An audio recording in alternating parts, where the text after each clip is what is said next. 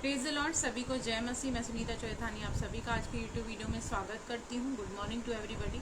और अगर मेरे चैनल को आपने सब्सक्राइब नहीं किया तो सब्सक्राइब करें और बेल आइकन के बटन को क्लिक करें ताकि हर सुबह आपको 9 बजे मेरा नोटिफिकेशन आ जाए।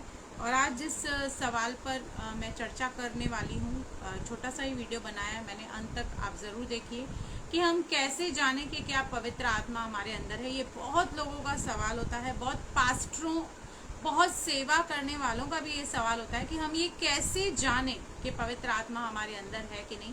क्योंकि शैतान कई बार ये डाउट्स हमारे अंदर डालता रहता है, जब स्पेशली जब हम गलती करते हैं या जब हम मिस्टेक्स करते हैं कि अब पवित्र आत्मा तुम्हारे अंदर नहीं है या तुम पवित्र आत्मा से भरे हुए नहीं हो। बहुत सारी ऐसी बातें हमारे अंदर इंजेक्ट करते रहता है। लेकिन कुछ वचन हम देखेंगे जिसके द्वारा हमें ये कंफर्म होता है, हमें ये क्लियर होता है कि पवित्र आत्मा हमारे अंदर है। क्योंकि सच तो ये है कि बिना पवित्र आत्मा के कोई मसीह या विश्वासी बन ही नहीं सकता। हालेलुया। हम चलेंगे रोमियो 8 का, वहां हम 9 और 10 पढ़ेंगे। परंतु जबकि परमेश्वर का आत्मा तुम में बसता है, क्लियर कट यहाँ पे वचन कहता है कि परमेश्वर का आत्मा यानी कि पवित्र आत्मा तुम में बसता है, तो तुम शारीरिक दशा में नहीं परंतु आत्मिक दशा में हो। यदि किसी मसीह में आत्मा नहीं तो वह उसका जन नहीं। अगर ये पवित्र आत्मा नहीं तो आप बिलीवर या विश्वासी या मसीही हो ही नहीं सकते। क्योंकि बिना उस पवित्र आत्मा के कोई यीशु को प्रभु नहीं कह सकता। बिना उस पवित्र आत्मा के आप परमेश्वर को अपना हे अब्बा और हे पिता भी नहीं कह सकते हैं। और इस बात को आगे क्लियर करते हुए हम देखते हैं इफिसियों 1 का 13 और 14 क्या कहता है।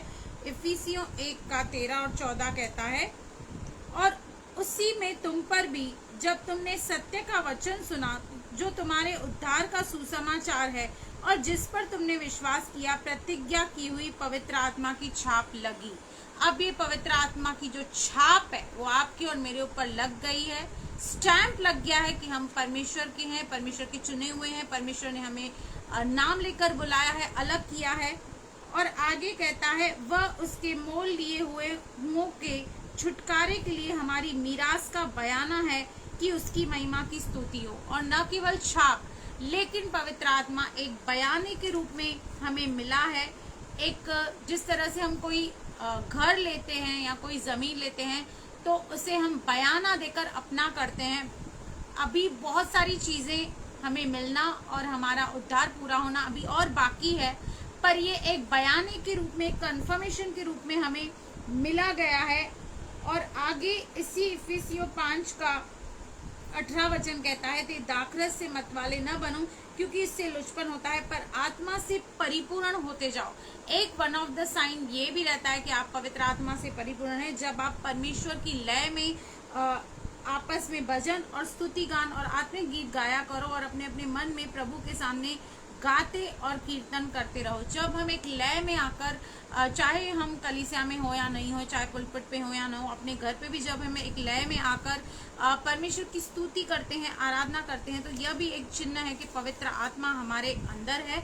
और पहला यूहन्ना 5:1 कहता है, जिसका यह विश्वास है कि यीशु ही मसीह है, वह परमेश्वर से उत्पन्न हुआ है और जो कोई उत्पन्न करने वाले से प्रेम रखता है। परमेश्वर से उत्पन्न होना मतलब परमेश्वर की आत्मा हमारे अंदर है, हम परमेश्वर से उत्पन्न हुए